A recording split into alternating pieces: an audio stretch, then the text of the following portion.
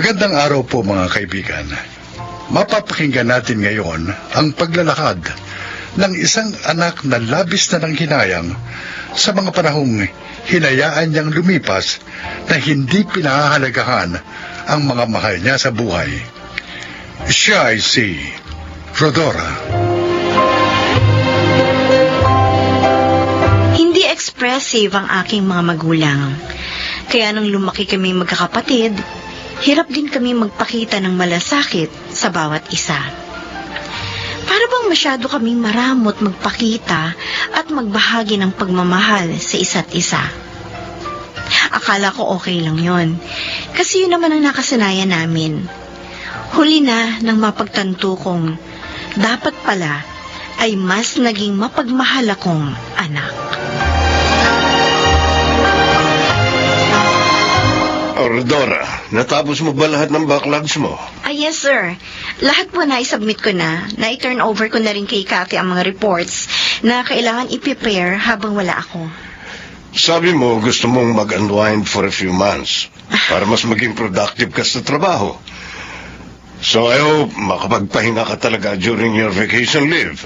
Huh? Yes sir. Maraming salamat po sa pag-intindi sa akin. Isa ka sa mga pinakamahalagang officer ng kumpanyang ito, Rodora. Kaya ayokong ma-burnout ka. Gusto kong mag-stay ka dito sa company for 10 or 20 years more. Salamat po sa tiwala. O so, sige, you can go. Call me anytime if you need my help, huh? Yes sir. Maraming salamat po.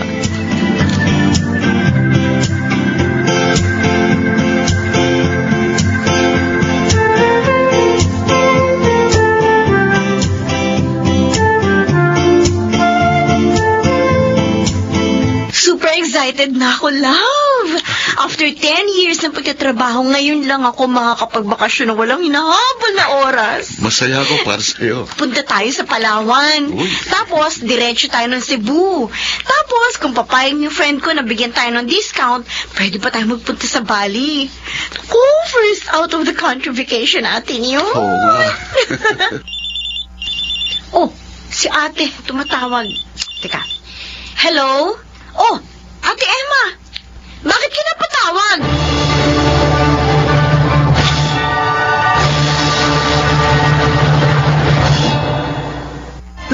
Ate! Pasensya ka na, Rodora. Hindi ko naman alam na ngayon ay i-schedule yung operasyon ko. Ate naman eh. Hindi ko talaga sinasadyang sirain ang bakasyon mo. Kapag nakarecover ako agad, kukunin ko agad sa'yo si nanay. Kailan ka pa makaka-recover? Ovary yung tatanggalin sa'yo. Iko-confine ka pa dito sa ospital ng ilang linggo. Yung recovery period mo pa. In short, sa buong leave ko, magbabantay lang ako kay nanay. Pasensya ka na talaga. Hindi ko naman pwedeng iwan sa iba si nanay. Alam mo naman yun, mahina na rin. Ate Emma! Pasensya na talaga.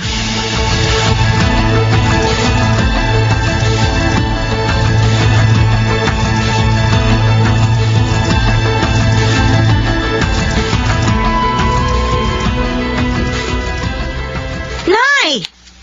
Isabi ko naman sa inyo wag na kayong maglaban ng marurumin yung damit. Kasi papalondit ko na lang yan.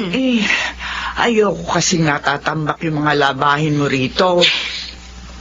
Huwag na kasi kayo nagpapagod masyado kasi hindi na kayo bata. Maya-maya may nararamdaman kayong masakit sa katawan ninyo. Mas mabuti na po yung nag-iingat. Kaya ko pa naman. Kulit nyo naman eh. Ako naman, Rodora. Kapag sinabi ko huwag niyong gawin, huwag niyo nang gawin. Nandito kayo sa pamamahay ko. Ako masusunod dito. Isa pa, iniisip ko lang naman yung kalagayan niyo eh. Tayong dalawa lang dito sa bahay. Kapag may nangyari sa inyo, paano ko kayo aagapan? Ay, hala. Pasensya ka na sana. Nay! Hindi na mauulit. Pwede.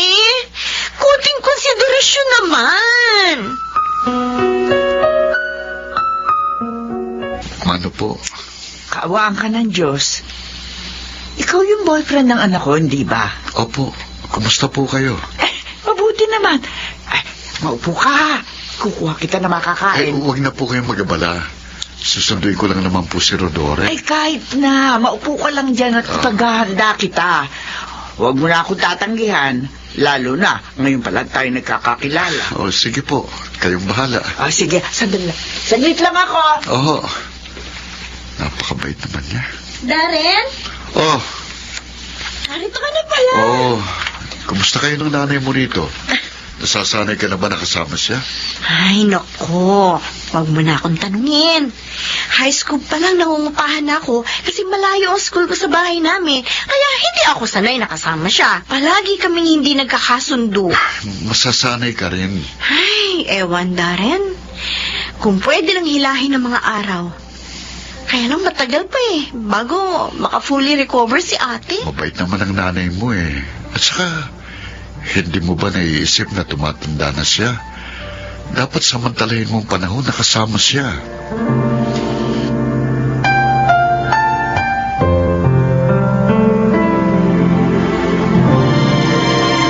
Nay? Oh, Rodora. Ay, alika na. Sabay na tayong kumain. Nakapagluto na ako. Maupo ka na rito. Ihahain ko lang yung ulam natin. Tama nga si Darren. Matanda na si nanay. Hindi na siya kagaya noon na malakas. Itim ang buhok. Hindi pa kulubot ang balat. At higit sa lahat, hindi pa kuba ang likod. Masyado ba ako naging abala sa sarili kong buhay? At hindi ko na napansin ang paglipas ng panahon? Masyado ba akong nawala ng panahon sa kanya? At hindi ko na namalayan na unti-unti na siyang namamaalam sa kanyang kabataan, sa kanyang lakas. Rodora! Nay! Halika na sabi. Kumain na tayo. Sige po.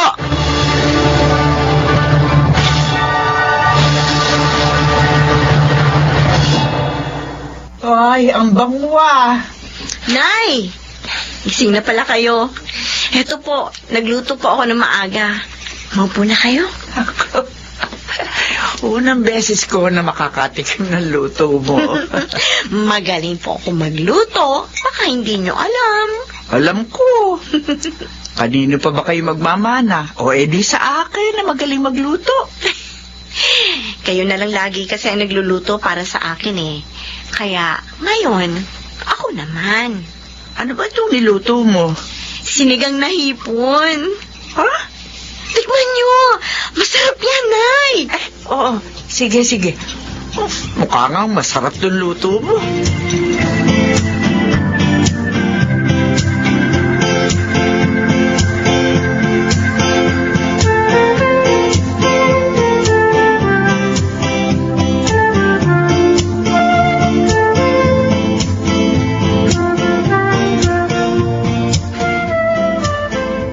Marami ba siyang nakain hipon, Iha? Naubos po niya yung hinain kong isang mangkok, Dok. Ay, ano ka ba kamo ng pasyente? Ako po? Hindi. Ako. May iba pa ba akong kausap dito? Siyempre, ikaw.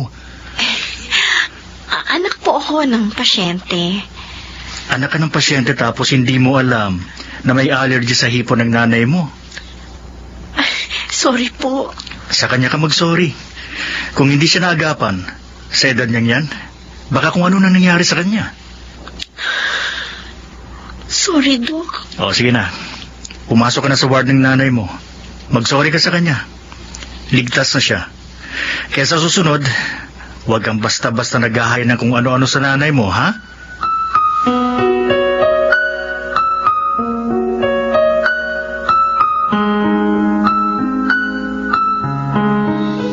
Rodora, hindi mo naman sinasadya yun. Hindi ko naman talaga sinasadya, ate.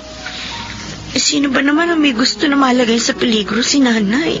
Isa pa, kinain naman ni nanay yung luto mo kahit alam niyang allergic siya. Kasi siguro, ayaw niyang ma-offend ka. Kaya huwag mo nang sisihin ang sarili mo. Nasa mabuti na naman siyang kalagayan. Ate, All this time, nasan ba ako? Ha? Ano? Teka, hindi kita maunawaan. Bakit hindi ko kilala si nanay?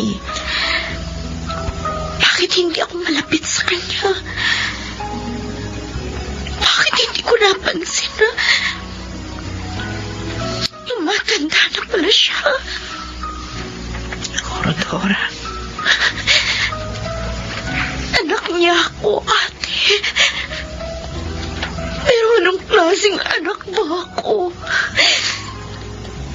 Hindi ako naging mabuting anak sa nanay natin. Lumaki ako, puro sarili ko lang nakatupag ko. Tama. Huwag mo sabihin yan. Hindi naman yan totoo. Ate, anong klaseng anak ako? Hindi pa naman huli ang lahat. Pwede ka pang bumawi kay nanay. May panahon pa, Rodora.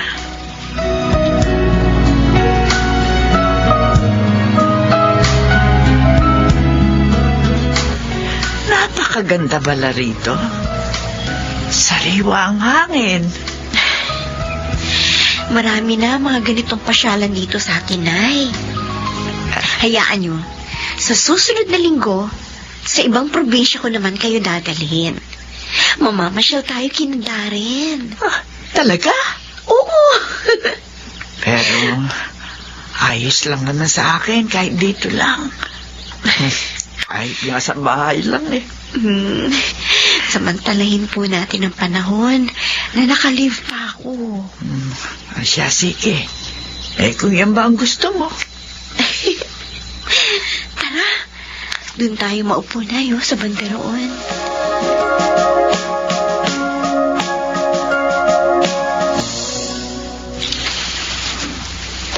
Mag-impake ka na mamaya, ha? Ha? Magbiyahe tayo bukas, papuntang Pangasinan. Mamamasyal tayo. Masaya ako dahil na-enjoy mo ng oras kasama ang nanay mo.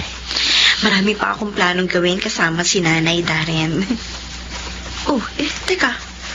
Nakabukas sa main door? Nay? Nay! Rodora? Ha?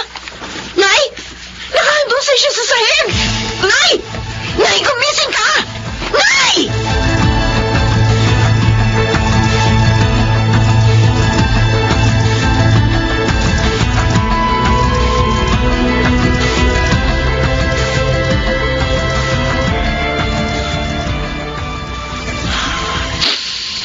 Ate, bakit ngayon pa?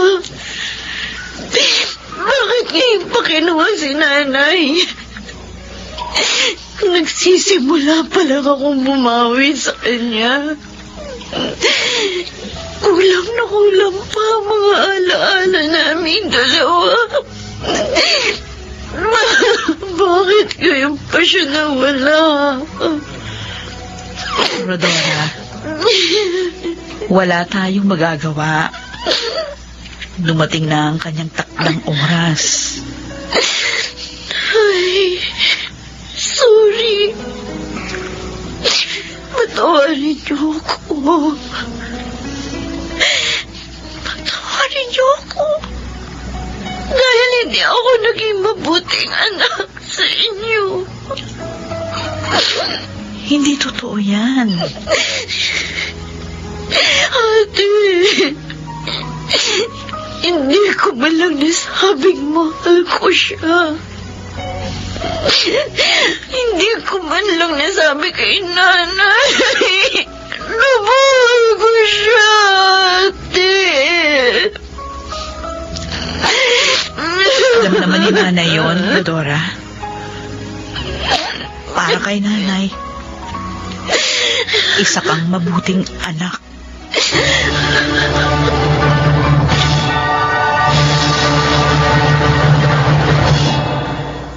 Hanggang ngayon, sa tuwing naiisip ko ang sandaling yon, naluluha pa rin ako.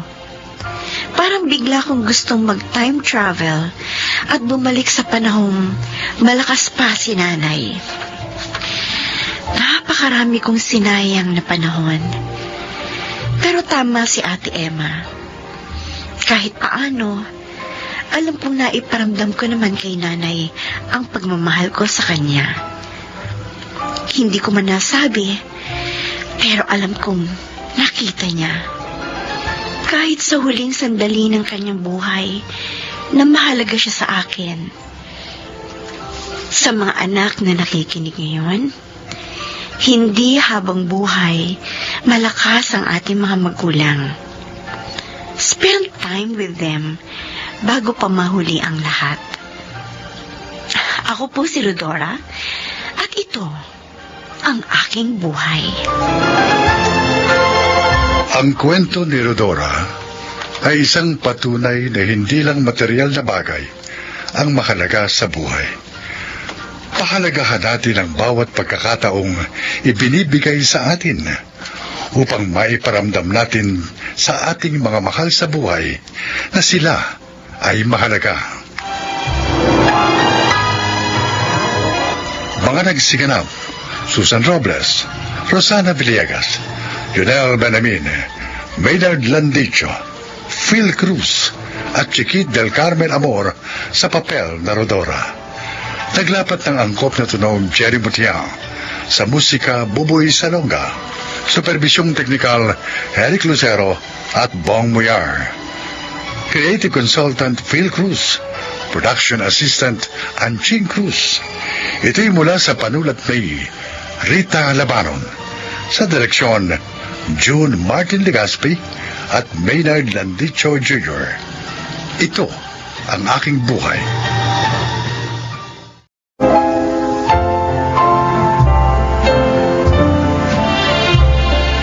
Magandang araw po mga kaibigan. Maririnig ninyo ang kasaysayan ng isang ginang na ipinaglaban ang kanyang pag-ibig. Siya ay si Patty.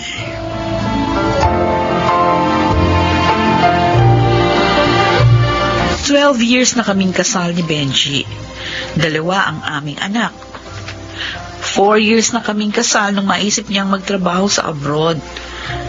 Naging mahirap yon para sa akin. Pero nung tumagal, nasanay na rin ako. Lalo na nang payagan niya akong muling magtrabaho.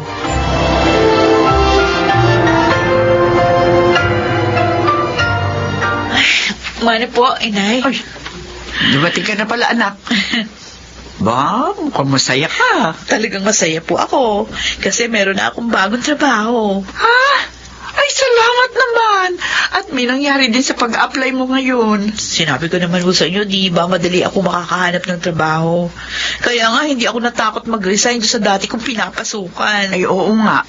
Kaya lang, pang-anim na kumpanya mo na ito, anak. Hindi ka malamang abutin ng 2 taon sa isang kumpanya. Alam niyo naman ang dahilan kung bakit, hindi po ba? Oo, natutuwa naman ako.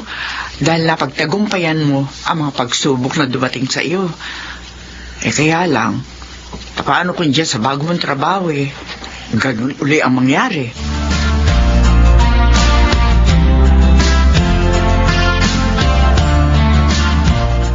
Ay, Patty, uwian na. Bakit hindi ka pa nag-aayos ng table mo? Mauna ka na, Celine. Tatapusin ko lang itong report na ibibigay ko bukas kay Sir Ador. Go naman. You can do that tomorrow morning.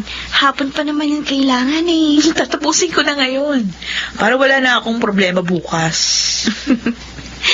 Sobra kang masipag, ha? Kaya tuloy pati si Sir Ador. Impressed na impressed sa'yo. Ha? Oo, totoo yung sinasabi ko. In fact, niyayaya niya tayong magmerienda ngayon. Ha? Kaya halika na, magligpit ka na.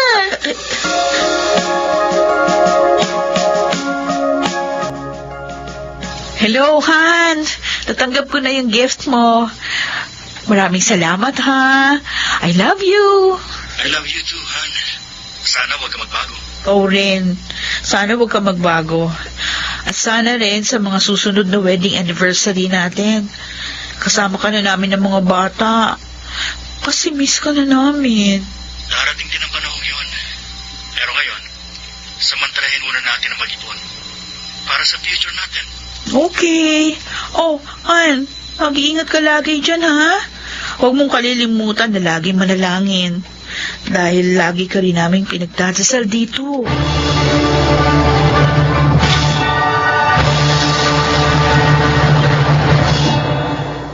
Wow! Ang ganda po ng kwintas na to, Sir Ador. Ang mahal nito.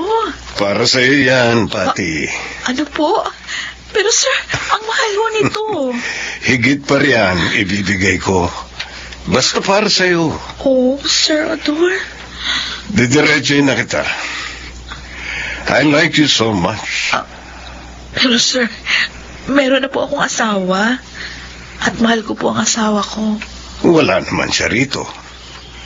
Wala siya sa oras na kailangan mo. At hindi ka nakatitiyak na wala siyang iba sa bansang kinaroroonan niya. So bakit ka magpapakatapat sa kanya? Mahal ko po ang asawa ko, sir. At naniniwala ako doon. Kung wala na ho kayo sasabihin, lalabas na ako. Pasensya na po. Hindi ko matatanggap ang proposal niyo. Pati yung kwintas na yan. Sige po. Matigas ka, Patty. Kung sabagay, mas gusto kong ganoon. Mas may challenge. Sa susunod natin pag-uusap, titiyakin ko na magiging akin ka na.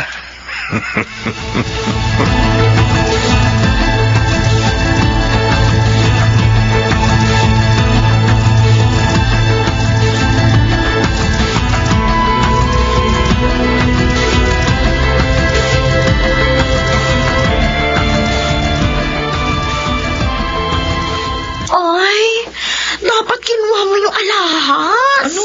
Sayang yun, Patty. Celine, hindi pwede. Pwede kung tinanggap ko yun, iisipin ni Sir Ador. Gusto ko rin makipagrelasyon sa kanya. Oh, wala namang masama doon ah. Oh, yung Celine naman eh. Ang mga lalaki nga nagkakaroon ng relasyon sa iba. Kaya okay lang. Kung maging ganun din tayo. Pero hindi ko talaga kayang gawin yun. May takot ako sa Diyos. Para mo naman sinabing wala akong takot sa Diyos. Pati nagpapakatotoo lang ako. Ang yaman ni Sir Adorno. Swerte ka. Dahil nagustuhan ka niya. At mahal ko si Benji. Hindi ko magagawang magtaksil sa sinumpaan namin.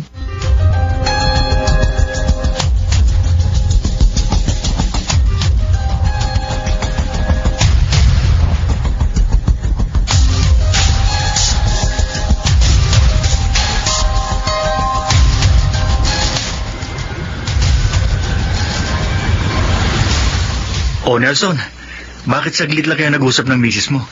Hindi kami nagkausap. Wala siya? Oo. Hindi ko makontak ang cellphone niya eh.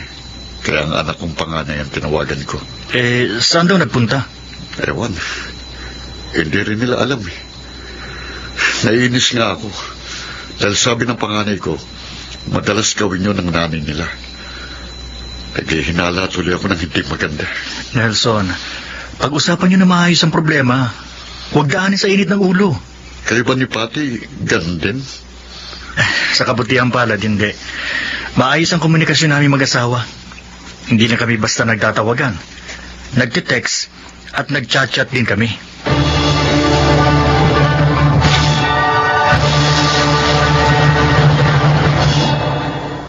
Sir Ador, nasa na po yung mga kasama natin? Sabi ni Celine, pupunta rin sila dito sa condo nyo dahil nga birthday nyo. Pinasabi ko lang yun sa kanya para magpunta ka. What? Niloko niyo ako? Kinasabot niyo pa si Celine? Kasi nga, hindi ka makakuha sa Santong Dasalan. Kaya ngayon, kukunin na kita sa Santong Paspasan. Sino niyo ako? Ang sama niyo talaga. Sayang lang pinag-aralan niyo. Hindi kayo marunong gumalang at respeto sa babae. Kahit ano pa ang sabihin mo, wala ka nang magagawa. Magiging akin ka na ngayon. Sabi ng bitiwan mo ako! Sinibab mo ko. Kailangan makalis ako dito.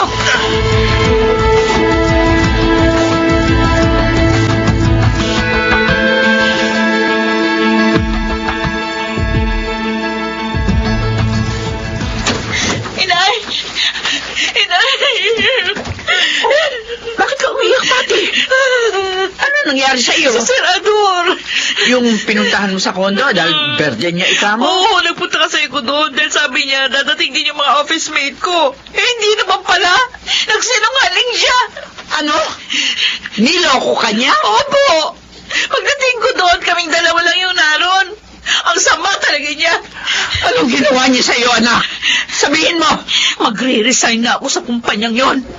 Ayoko na.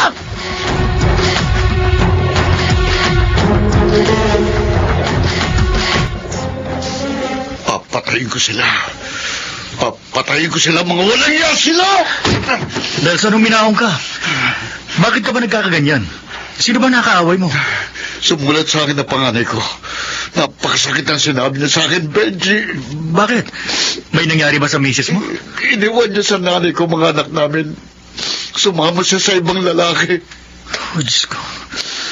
Hindi nakatiis ang walang niya akong asawa. Ganun para naman sa kanila pagsisikap ko. Papatayin ko sila pag-uwi ko ng bansa. Wag mong gawin yan, Nelson. Papatayin ko sila. Pare, alalahanin mo na lang ang iyong mga anak. Mas kailangan kanila ngayon. Napakasakit, Benji. Hindi mo lang alam. Naalala ko tuloy ang asawa ko. Mabait ang asawa mo, pare. At tapat sa'yo. Hindi katulad ng misis ko. Pero kailangan ingatan mo pa rin, pare. Ingatan mong yung pamilya. Para huwag mawasak.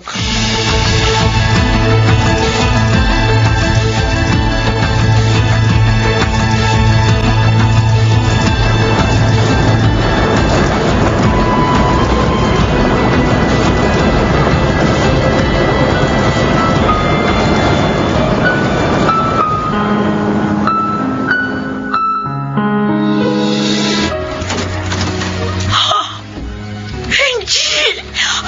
Akala ko next month ka pa darating. Sinadya ko talagang sorpresahin ka, mahal. O ano, kumusta ka na ngayon? Nag-alala ko nang sabihin mo sa akin na masamang ginawa sa'yo ng boss mo. Nag-resign na ako doon, Han. At saka wala na rin akong plano magtrabaho pa. Kasi yung unang 5 kumpanya pinasukan ko, may mga nanligaw sa akin, kaya nag-resign ako. Tapos ito pang pang-anim, ang pinakamalala. Pinagtangkaan akong halain ng boss ko, kaya nga ayoko nang maulit pa yon. Kaya hindi na ako magtatrabaho pa. Dito na lang ulit ako sa bahay. Han, salamat. Ipinaglaban mo sa tukso ang pag-ibig natin. Tama yun, Han. Tulungan mo na lang ako sa plano kong buksang business. You mean? Hindi ka na babalik sa abroad? Oo. Ayoko matulad kay Nelson na hiniwalayan ng asawa. Ayoko masira ang pamilya natin, Han. Oh, salamat naman. Salamat at naisip mo yan. Promise, ibubuhos ko ang lahat ng nalalaman ko para matulungan ka sa magiging business natin.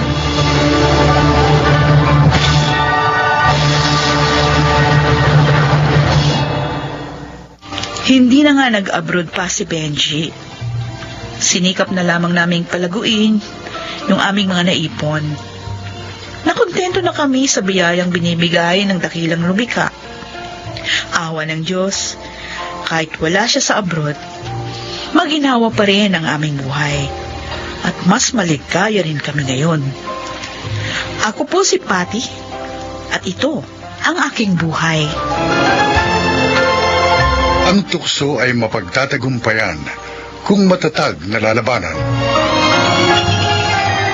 Mga nagsiganap, Maynard Landicho, Susan Robles, Chiquit del Carmen Amor, Lionel Benamin, Phil Cruz, at Rosana Villegas sa papel na Patty. Naglapat ng angkop na tunog Jerry Mutia, sa musika Buboy Salonga, supervisyong technical Eric Lucero at Bong Muyar, creative consultant Phil Cruz, production assistant Anching Cruz. Ito'y mula sa panulat ni Thelma Corporal Alcantara. Sa direksyon, June Martin Legaspi at Maynard Landicho Jr. Ito ang aking buhay.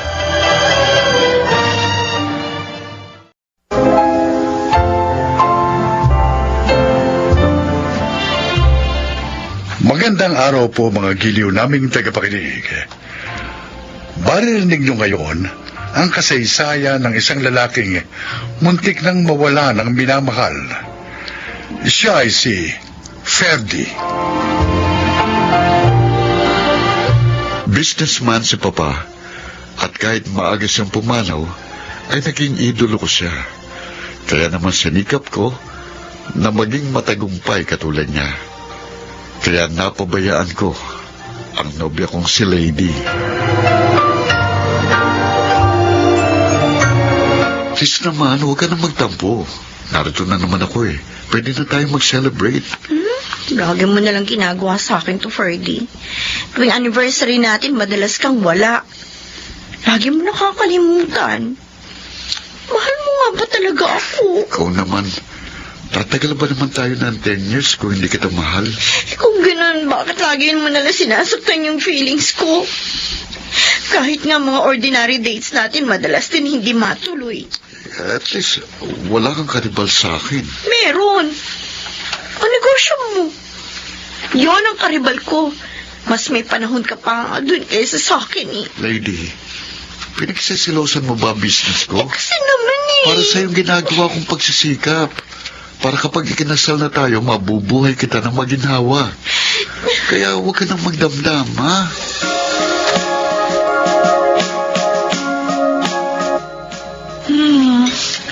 Kaya naman pala maghanap ng kumain ngayon, lady. Kasi nagkaayos na kayo ng long-time boyfriend mo. Eh, hindi ko naman kasi siya kayang tiisin, Karen. Para sa amin naman talaga yung ginagawa niya. Eh kaso nga, hindi pa man kayo kasal. Nawawala na siya ng time sa'yo. Dapat hindi ganon. Hindi masama magsikap sa business. Pero wag naman niyang ubusin yung time niya doon. Dahil baka kahit kasal na kayo, hiwalay din ang kakauwian niyo. Nangako naman siya na hindi na mauulit yun.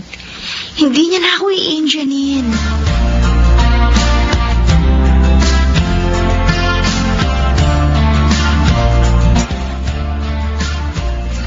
Mami, naipahanda niyo na po ba kay Manang ang mga dadalhin ko papuntang Cebu? Ay, oo, kahapon pa.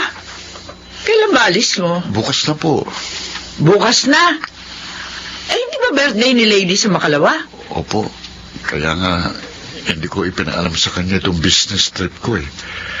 Dahil tiyak, hindi papayag yun. Ilang birthday na rin niya kasi nawala ako eh. Hindi niya alam? Oo. Sus, eh di aasa lang pala siya sa wala. Dahil hindi ka makakarating. Magdaramdam na naman yun sa'yo. Eh, hindi na lang po ako ng sorry. Hindi naman ako matitis ni Lady eh. Mahal na mahal yata niya ako. Anak, nagtagumpay ka na sa larangan ng pagninegosyo tulad ng iyong daddy. Ang gusto ko naman sana, ha? Asikasuhin mo na ang pagkakaroon ng pamilya. Eh, darating ko tayo dyan. May mga pangarap ako kasi ko eh, na gusto kong abutin. 10 taon mo nang pinaghihintay si Lady. Bebe, huwag mo naman sanang abusuin ang pagmamahal niya. Dahil kahit gaano pa kalaki yun, masasaganin yun. Aba, ikaw rin. Baka magsisi ka pag wala na siya.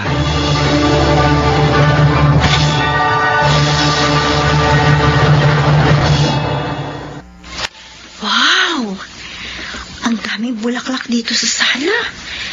Ang gaganda mga flowers. Sino naglagay nito? Si Ferdy kaya? Paano naman niya kaya gagawin yun? Eh sabi nga ni Tita Dolor, nasa business trip siya. At in-India na naman ako. Nagustuhan mo ba ang mga bulaklak na inilagay ko, lady? Jonathan? Sa'yo pala galing ang mga yan? Oo, katulad ng dati. Hindi ko nakalimutan ang birthday mo. Happy birthday. Salamat. Napaka-sweet mo naman. Dahil mahal na mahal kita. Kaya lang, Jonathan, alam mo matagal na akong may boyfriend. Pero wala naman siya. Laging abala sa negosyo niya. Tulad ngayon, hindi mo alam kung darating siya. Jonathan? Sana, lady, sa akin mo na lang buksan ang puso mo. Dahil ako, ang tunay na nagmamahal sa'yo.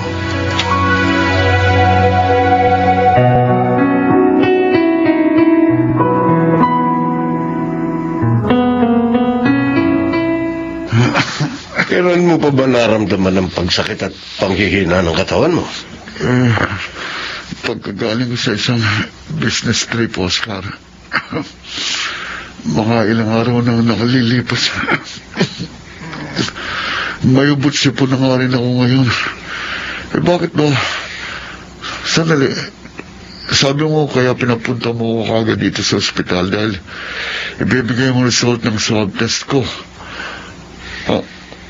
Oscar, huwag mo sabihin. Yes, Ferdy. Hindi. Positive ka. Hindi. May COVID ako. Magpa-confine ka na dito para maalagaan ka ng gusto. At sabihin mo rin kay Tita Dolor na magpa-test na rin para maagapan siya.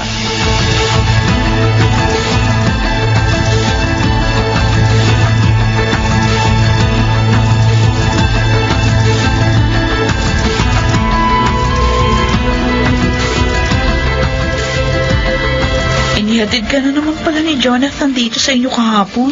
Oo, Karen. Ayaw ko nga sana eh. Kaya lang nakiusap. Kaya naman ako, kaya pinagbigyan ko na. Mabait siya, di ba? At matiyaga. Oo. Ilang taon na rin siyang nanliligaw. Kahit na nga alam niyang wala siyang maaasahan. Katwira niya, hindi pa naman daw ako kasal. Ay, nako. Sayang na Jonathan.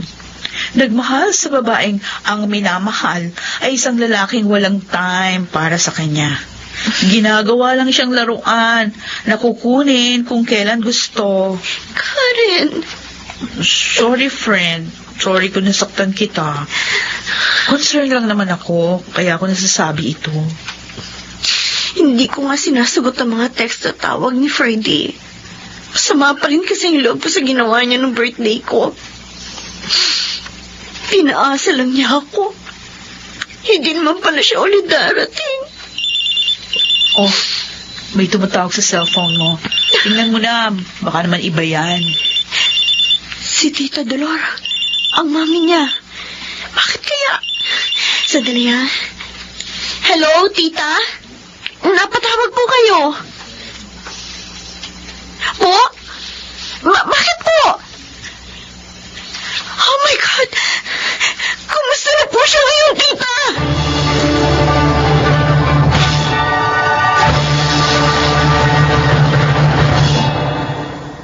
Salamat, lady. Salamat. Sinagot mo na rin ang tawag ko. Tumawag sa akin ng mami mo. Sinabi yung sitwasyon mo ngayon. Salamat na nga lang daw at negative siya. Ano, kumusta ka na? Ito, inuubo. Sinisipon at wala pa rin panlasa. Kasalanan ko naman eh. Nagpapahinga yung iba.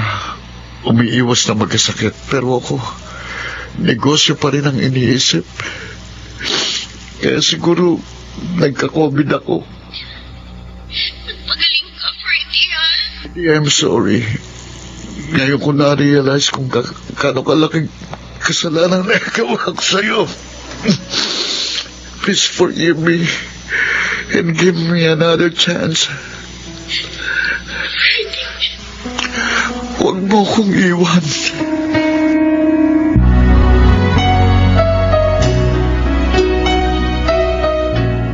Mahusay palang kumanta ang girlfriend mo. Ba, narito palang kaibigan ko, doktor. Nakita ko habang pinapanood mo kanina ang video niya na kumakanta. Magaling talagang kumunta si lady. Mabait at napakamaunawain pa niya. Tingin ko, isa siya sa dahilan na mabilis mong paggaling. Tuwang-tuwa nga ako na malaman ko kanina na bukas makakalabas na ako. Sa wakas, makakabawi na ako sa lahat ng mga kasalanan ko sa nobya ko. Alam mo, maraming leksyon na itinuro sa tao ang pandemyang ito. Tama ka, Oscar. Iminulat ako nito sa pagkakamali ko. Ako rin. Natutuhan ko na hindi lang pagkita ng salapi ang dapat asikasuhin ng tao. Dapat gamitin din natin ng makabuluhan ang ating buhay. Dahil maikli lang ito at hindi natin dapat sayangin. Tama.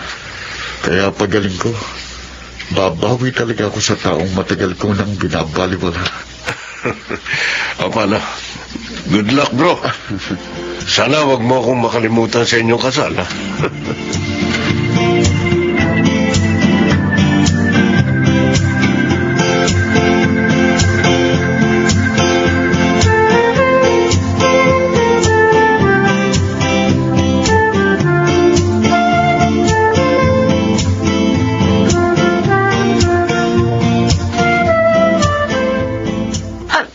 Tita Dolor, kasama niya si Ferdy. Oo, Iha. Ang totoo niyan, 2 weeks na siyang nasa bahay. Po? Ay, hindi mo sinabi sa akin yun, Ferdy. Sorry.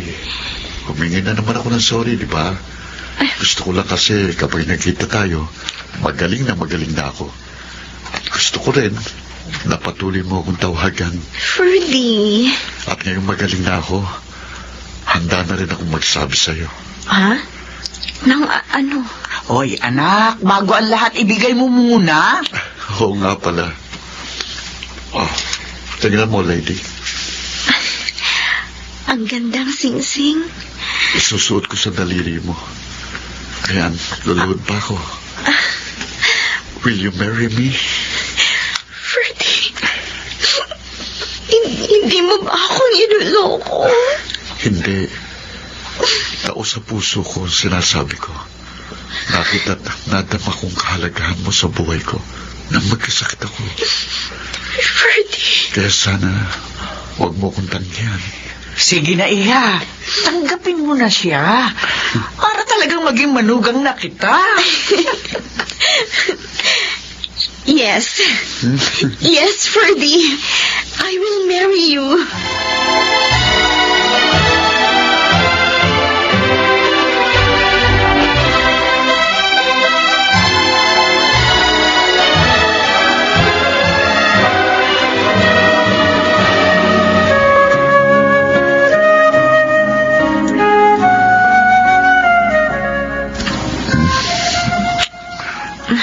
Happy, honey?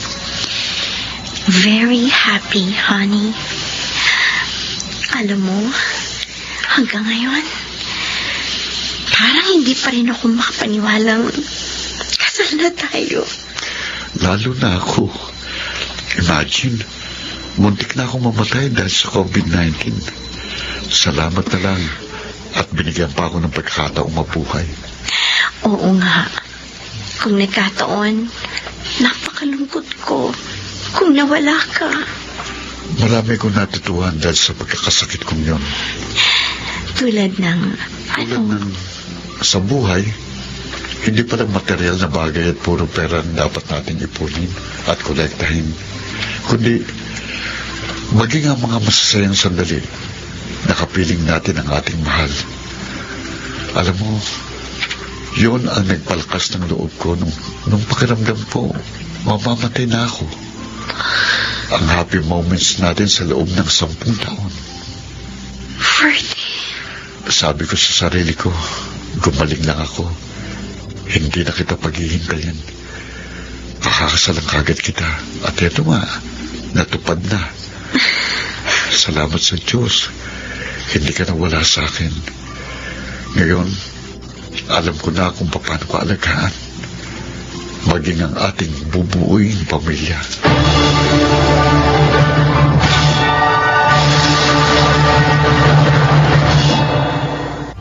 Kasal na kami ngayon ni Lady at dinadala niya ang bunga ng aming pagmamahalan. Bago ako magwakas, gusto ko lang tawagan ang mga nakikinig. Sana, kahit gaano man kayo kabisi, huwag ninyong kalilimutan ang inyong pamilya. Ang mga taong nagmamahal sa atin dahil sila ang tunay nating kayamanan. Ako si Ferdy at ito ang aking buhay.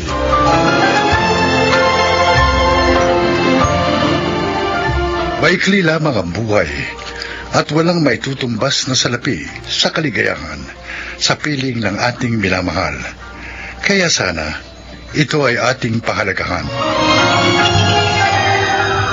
Mga nagsiganap, Chiquit del Carmen Amor, Susan Robles, Rosana Villegas, Junel Benamin, Maynard Landicho, at Phil Cruz sa papel na Ferdy. Naglapat ng angkop na tunog Jerry Mutia. Sa musika Buboy Salonga.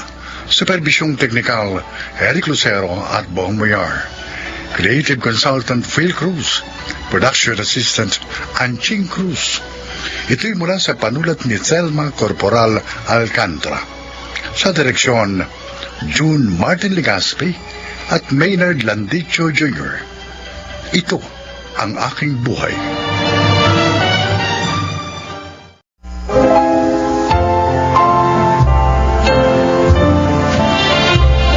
Magandang araw po mga giliw namin tagapakinig. Maririnig natin ang paglalakad ng isang individual na matagal na nagkubli sa maskarang punong-puno ng kasinungalingan. Siya si Errol.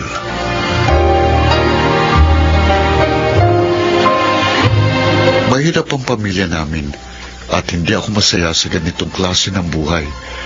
Mula nang bata pa ako, palagi kong tinatanong ang mga magulang ko, pati ang sarili ko, kung bakit ipinanganak ako sa pamilyang isang kahig isang tuka. Subalit, kahit gaano ko kamuhian ang pagiging mahirap, higit mahirap baybayin ang landas patungo sa mas marangyang buhay. Ano, sige lang, order lang kayo, sagot ko. Ayos ka talaga, pare. Bilib na talaga ako sa'yo. Mula noon hanggang ngayon, hindi ka nagbabago. Napakagalante mo. Kung ano-anong sinasabi mo eh. Mabuti pa, tawagin mo yung waiter para maka-order tayo ng additional bucket. Oo nga naman, Al. Una. Ako na naman ang nautusan nyo eh.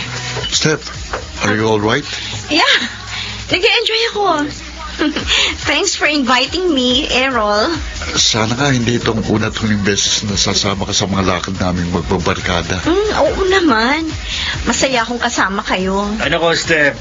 Huwag ka kagad magpapabola rito sa kaibigan mo to. Nako, matinig to. Al, sinisiraan mo na naman ako. Diyo. Mag-ingat ka lang sa kanya, Steph. Alam mo naman ng mga lalaki may itsura na, mayaman pa. Walang hindi kayang gawin yan para sa pag-ibig. Magkaibigan lang naman kami ni Errol eh. Kaya huwag kayong mag-alala. Anong sabi mo, Steph? Magkaibigan lang kayo? Kala ko nililigawan ka ni Aaron. Kasusweldo mo lang? Wala ka na kagad pera, Errol? Ako may pinagluloko mo, ha? Ha? Sakit ang ulo ko. Inuuna mo na naman yung mga barkada mo, ano? Inubos mo na naman yung pera mo sa panlilibre ng mga barkada mo. Tama ako, di ba? Ma, pwede ba ang aga-aga naman oh? Alas 10 na ng umaga, hindi na maaga. Ito. Kunin mo na at lumabas ka muna ng tong kwarto ko. Ito. Magkano ito? 500? Hindi nga ito makakabayad ng 50% ng bayarin natin sa kuryente. Pagdamutan nyo na yan, ma. Wala na akong iba niyan. Ubus na. Ay, nako. Wala ka talagang pag-asa. Wala kang pag-asa.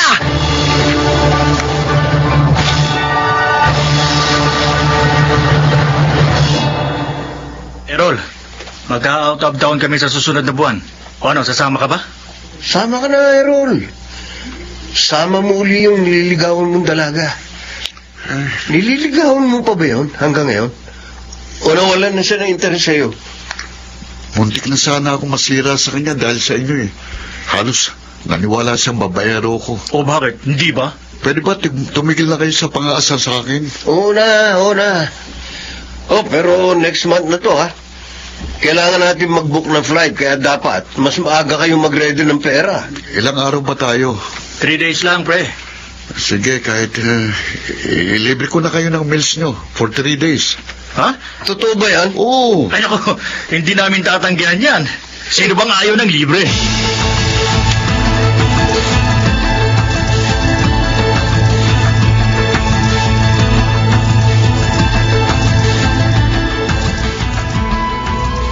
Ano? Magkano ka mangutangin mo, Errol? Ate, alam kong narinig mo ako. Paano mo babayaran yung ganito kalaking halaga, ano? Approve na yung loan ko sa company, kaya mababayaran na kita. Naku, may utang ka pa nga sa akin last year. Hindi na nga lang kita siningil kasi alam ko, ikaw din yung gumagastos ng mga pangailangan sa bahay. Pero malaking halaga yun, ha? Alam mo, hindi naman sa maramot ako, no? Kaya lang nagiging realistic lang ako. Kaya mo bang bayaran yung inuutang mo? Siyempre naman. Sus. Uutang ba ako kung di ko kayang bayaran? Uy, madalas mo naman ginagawa yan eh. Ang alin? Ang mangutang na mangutang, tapos hindi naman binabayaran. Ate, Sabihin mo muna sa akin kung saan ka pupunta at kung anong gagawin mo, bakit ka mag-out of town para mapautang kita.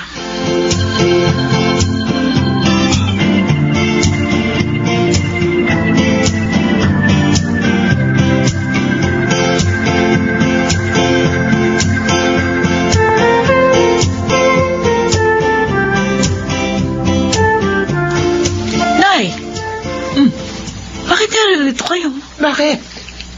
Saan ba ako pupunta? Hindi ba, ngayon yung flight nyo ni Errol? Anong flight? Nalintikan na. Sabi ko na nga. Ano yung sinasabi mo? Sabi ko na, nagsinungaling na naman ng Errol na yun eh. Sabi niya, mag-out of town sila ni nanay para mag-unwind. Kaya ako pinautang. Oy, bakit ka ba naparito, Remy? Nay, binisita lang kita. Remy, O, bakit? sa Errol, may bisyo siguro ang damuhong yun. Ha? Palaging wala pera eh. Hindi makapagbigay ng 5,000 buwan-buwan sa akin para sa mga gastusin dito sa bahay. Kaya kahit sumasakit ang mga tuhod ko, nagsisika pa rin ako maglako ng mga pagkain para may pandustos kami. Hayaan nyo, Nay. Pagsasabihan ko yun. Mukhang marami rin kasi siyang mga gastusin ngayon eh. Ako na lang uuli ang magbibigay sa inyo. Magkasalungat talaga kayo ni Errol, oo. Magkapatid kayo. Pero napakalaki ng pinagkaiba niyo.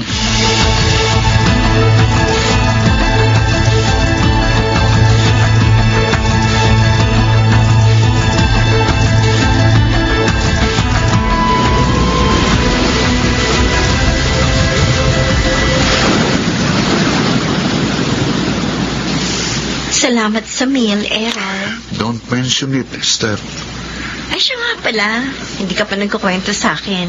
Nang alin? Ano ba ang trabaho ng mga parents mo? Si Dad, patay na, matagal na eh. Si Ma'am naman, may minamanage na business namin. Ah, talaga? Anong business niya? Ha? Baka kilala siya ni Mama. Sa food industry. Oh, you mean may sarili kayong resto? Oo. Wow!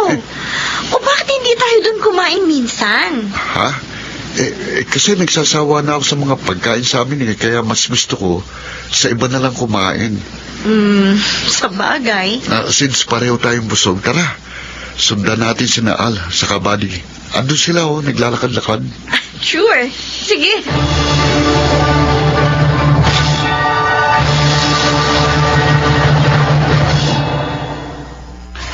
Mali ang tansya ko ng budget Kukulangin yata ako. Konti na lang itong nasa wallet ko. May isang araw pa kami rito sa resort. Errol! Sasama ka ba sa amin? May zipline down malapit dito. Pasensya na kayo. Mukhang iba yata ang timpla ng tiyan ko ngayon eh. Mahirap na. Kayo na lang. Naku, sayang naman, pare. Oo nga, kaya lang hindi naman ako komportable na sumama sa inyo sa ganito kalagayan ko. Mamaya niyan, bigla akong dumumi habang nasa itaas ng zipline. Nakakahiya. Oo nga naman.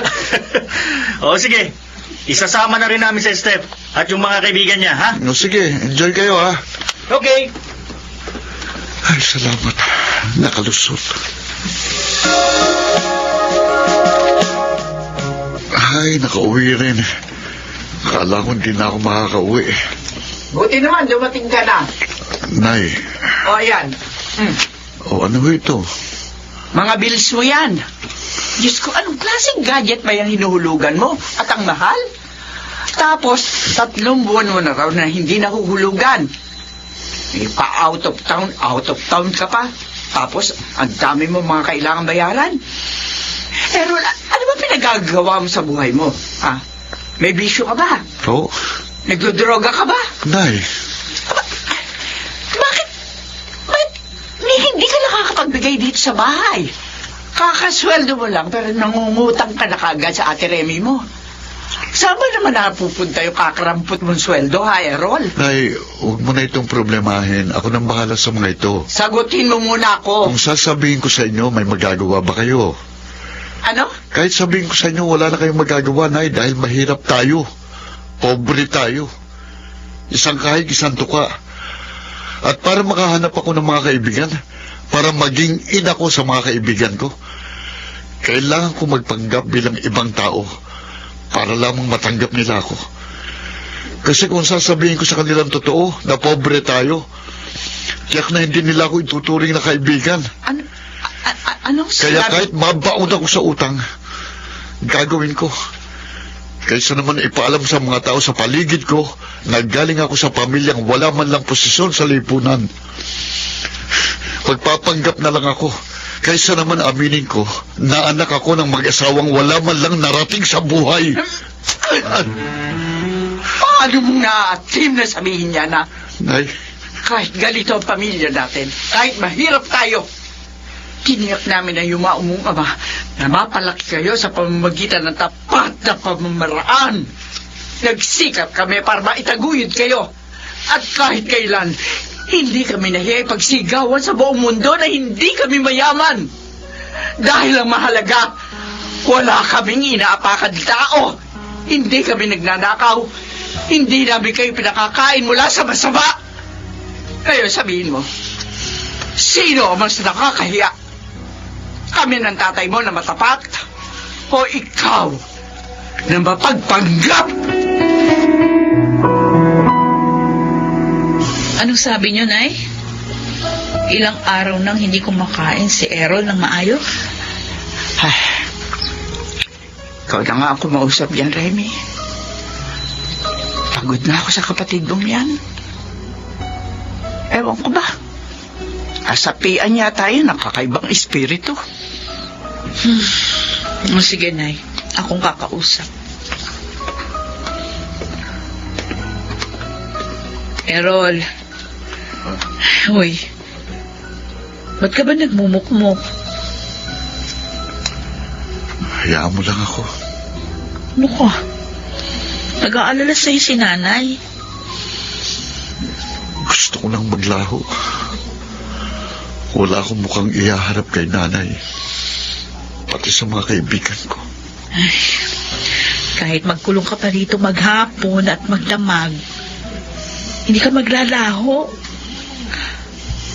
Ang dapat mong gawin, ha? Humingi ka ng tawad kay nanay.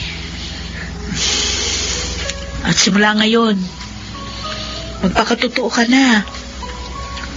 Wala namang masama sa pagiging mahirap. Hindi magbabago ang buhay sa pamamagitan ng pagpapanggap. Magsikap ka at magpakatotoo. Yun ang pinakamabuti mong gawin. Hindi ko alam kung paano magsisimula ate. Sige na lang, bumangon ka dyan. Maligo ka at magtrabaho.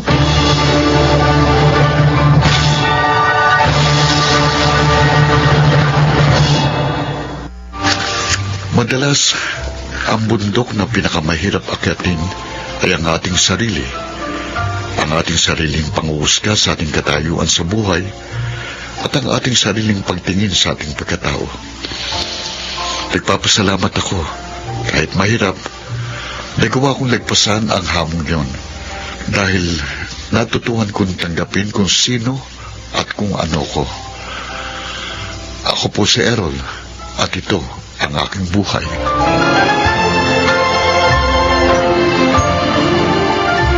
Hindi ang pagtingin ng ibang tao sa atin ang mahalaga, kundi kung ano ang pagtingin natin sa ating sarili. Mga nagsiganap, Susan Robles, Maynard Landicho, Lionel Banamin, Chiquit del Carmen Amor, Rosana Villegas, at Phil Cruz sa papel na Errol.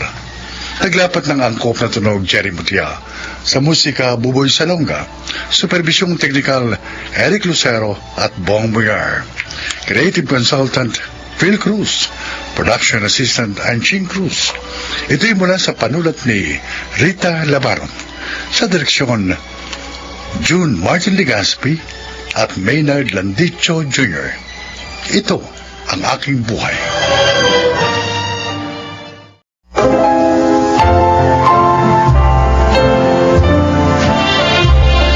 Magandang araw po mga giliw naming tagapakinig.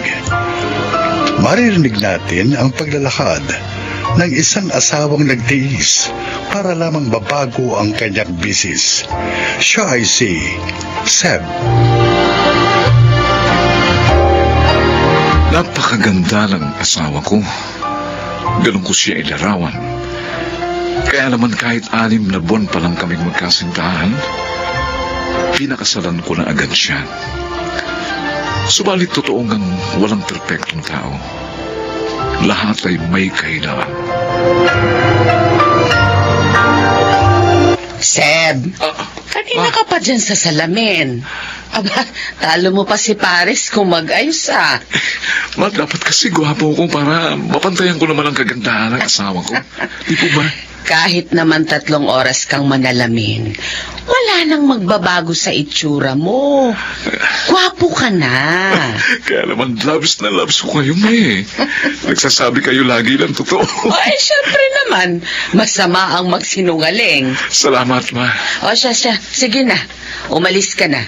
Baka akong mahuli ka na sa date nyo ni Paris. Opo, Ma. Ay, nako. Tuwing birthday ni Paris, talagang ginagawa mong napaka-espesyal. Siyempre naman, Ma. Galon ko kamahal ang anak ninyo.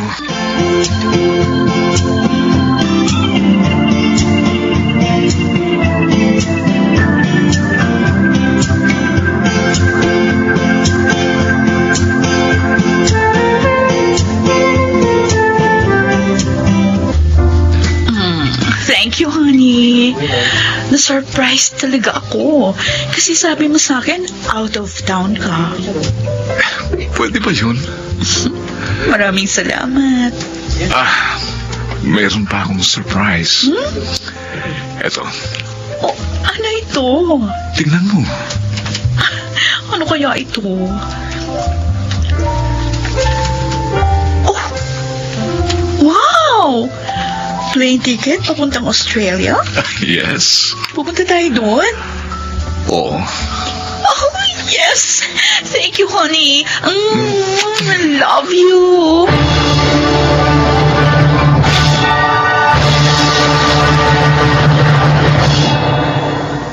Kuya! Ay, kuya, na-miss kita. Bakit di ka nagsabing uuwi ka? Kaya nga surprise, di ba? May pasalubong ba ako? Baka si Ate Paris na ka meron, no? Buksan mo ang bag ko. Yay! Kuya? Oh, kumusta ka? Ay, kuya. Beautiful as always. Asan ang asawa mo? Ay, nasa trabaho. O, bakit umuwi ka? Pinilit ko sanang humabol sa birthday mo eh. Pwede pa naman. Kahapon lang naman ako nag-birthday. Kailan ba ako magkakaroon ng pamangkin? Soon! O kuya, mabuti pa mag-base ka na. Magluluto ko ng favorite mo. Ay, nako. Hindi na naman masarap. Kara? Nakuha ko na yung pasalubong mo, kuya. Thanks much. O, dun muna ako sa room ko. Hanggang ngayon, frenemies pa rin kayo ni Kara. Enemies. Hindi kami frenemies. Kapag frenemy, magkaibigan na madalas nag-aaway. Kami ni Kara, never kaming naging friends. Mula na hanggang ngayon, hindi kami nagkakasundo.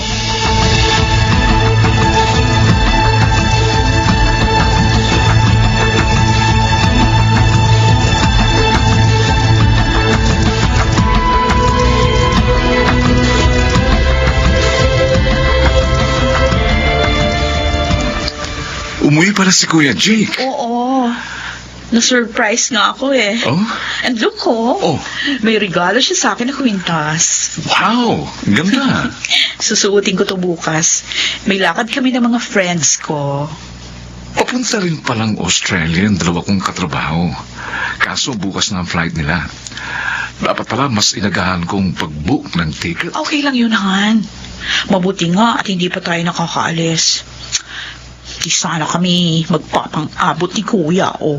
At hanggang kailan pa siya rito? At not sure. Baka medyo matagal. Sabi ko nga, sumama siya sa Australia eh. Ano? Oh, bakit naman ganyan reaction mo? Siyempre naman, honeymoon natin ito eh. Gusto ko intimate. Honeymoon? Seb, 3 taon na tayong kasal. Kahit na. Ayaw mo ba na may kasama tayong photographer? Oh. Ayoko. Gusto ko tayong dalawa lang.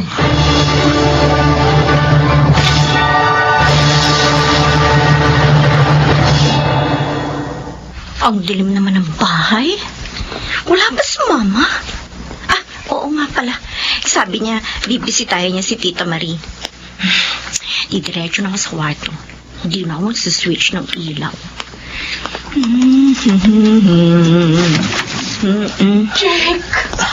Boses ni Ate Paris. Teka, boses ni Kuya Jake.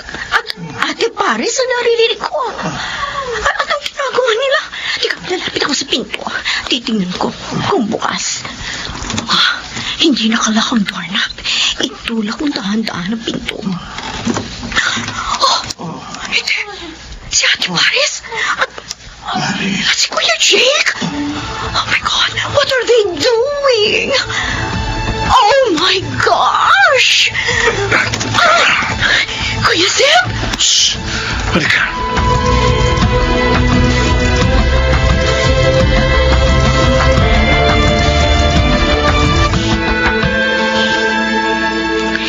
Mula ng mga bata kami, kinaiinggitan ko si Ate Paris.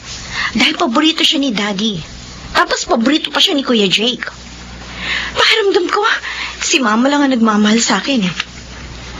Nang mamatay si Daddy, mas naging close si Ate Paris at si Kuya Jake.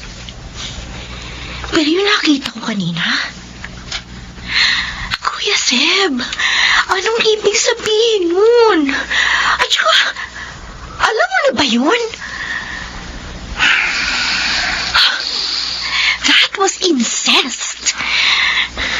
Akala ko, nang naging mag-asawa kami ng kapatid mo, titigil na silang dalawa. So, alam mo na talaga ito? Nahuli ko na sila dati. Nung girlfriend ko pa lang si Paris. Pero wala akong lakas ng loob na kumprontahin sila. Kaya nag-decide akong pakasalan agad siya. Nadestino rin sa malayo ang kuya niyo, kaya nakampante na ako. Pero ngayon ko na kumpirmang ginagawa pa rin nila yun. What's wrong with them? I'm sorry, Kana. Nakita mo pa talaga ito. Kuya, anong gagawin mo ngayon? Hiwalayan mo na si ate. She's sick. Yes. She is sick. Kaya lalong hindi ko siya maaaring hiwalayan. Kuya? Kakausapin ko yung kaibigan kong doktor na maaaring makatulong sa inyo. Pero hindi ko alam kung paano ko sasabihin kay Paris na alam ko ang ginagawa niya. Seb, kausapin mo siya ng maayos. Sigurado ka bang hindi mo hihiwalayan si Paris? Bro, mahirap ang ganyang sitwasyon.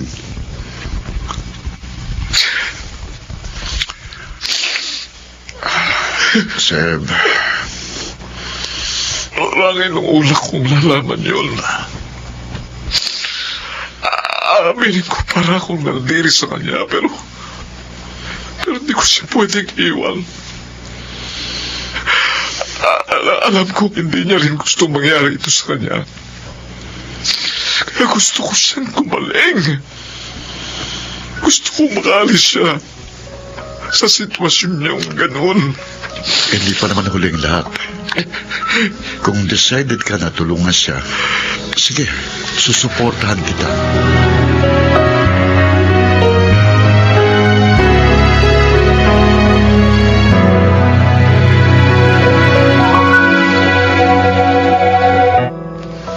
Paris? Wala siya. Oh, Sam. Wala kang trabaho? Talagang nag-absent ako para makausap ka. For what? Kuya, tama na. Ano? Kapatid mo si Paris. Hindi mo dapat na ginagawa sa kanya yun. Hindi kita maunawaan. Tama na ang pambababoy mo sa asawa ko. Bitiwan mo! Ayoko makarating ito kay mama dahil ayoko masaktan siya. Seb, Kaya habang nakapagpipigil pa ako, tumigil ka na. Kapatid mo si Paris. Bakit ginagawa mo yun sa kanya, ha? Kapatid mo siya! hindi ko siya kapatid! Ano ka mo? Hindi ko kapatid si Paris. Adopted siya ni Mama at Papa. Anak siya ng family friend namin. Ako, si Mama at si Papa lang ang nakakaalam nun. Kaya pinaglalasaan mo siya dahil hindi mo siya kadugo. Oh, Kahit hindi kayo magkadugo, magkapatid pa rin kayo sa mata ng tao! kung hindi ka sana pumasok sa eksena, wala sanang problema. Hindi ikaw ang gusto ni Paris, kundi ako. Makinig ka. Hindi ako papayag na tuluyang masira si Paris dahil sa'yo. Kaya mula ngayon, hindi ko nahahayang idagtay mo sa balat niya kahit siyang dulo ng mga daliri mo.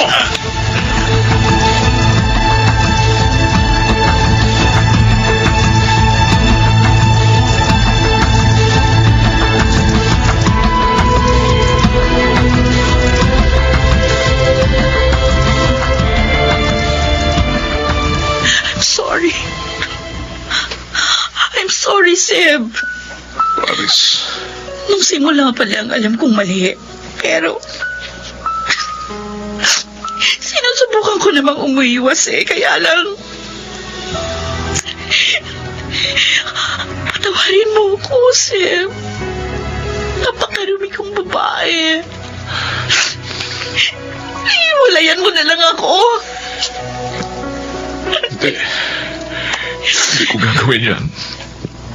Tutulungan kita, Paris.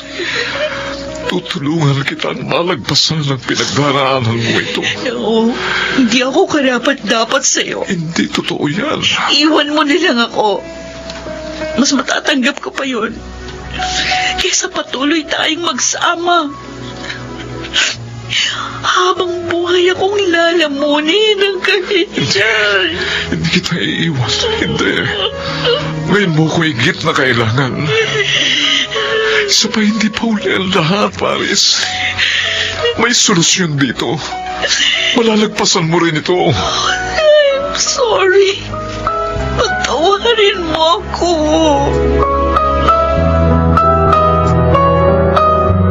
Nako, mamimiss ko ang pinakagwapo kong son-in-law. Bibisita na lang po kami ng madalas dito, ma. Bakit kasi kailangan niyo pang lumipat ng bahay? Tayo-tayo lang naman dito. Gusto ko rin naman pong matutong maging independent. Siya.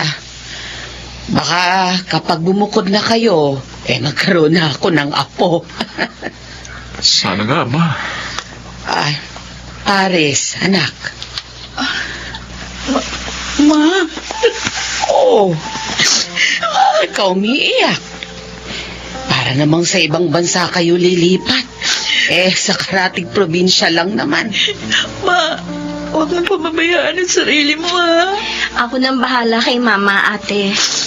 Basta, mag-iingat ka lagi, ha? Salamat, Kara. Nako, kung hindi pa aalis ang ate mo, hindi ka pa magiging mabait sa kanya. Ma, alis na kami. Siya, sige. Mag-iingat kayo, ha? Opo, ma. Salamat. Pangako, hindi ko po pababayaan si Paris. Aalagaan ko siya.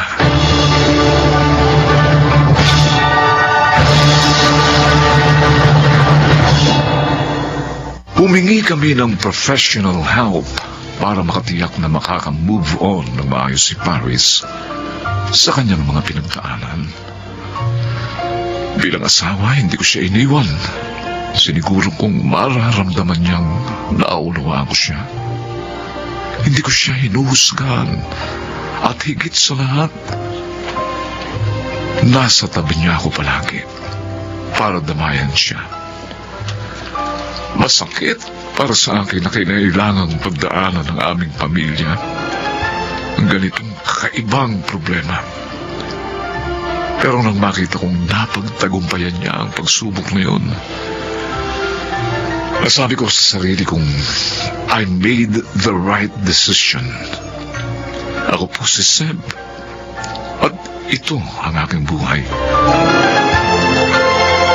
Mapalad ang isang taong nakatatagpo ng isang individual na kayang manatili kahit sa pinakamahirap na pagkakataon ng kanyang buhay. Mga nagsiganap: Rosana Villegas, Jenaline de la Cruz, Chiquit del Carmen Amor, Phil Cruz, Lionel Benamin, at sa papel na Seb, June Legaspi. Naglapat ng angkop na tunog Jerry Mutiao, sa musika Buboy Salunga, supervisyong teknikal Eric Lucero at Bong Miar, creative consultant Phil Cruz, production assistant Anching Cruz. Ito'y mula sa panulat ni Rita Lamanon. Sa direksyon, June Martin Legaspi at Maynard Landicho Jr. Ito ang aking buhay.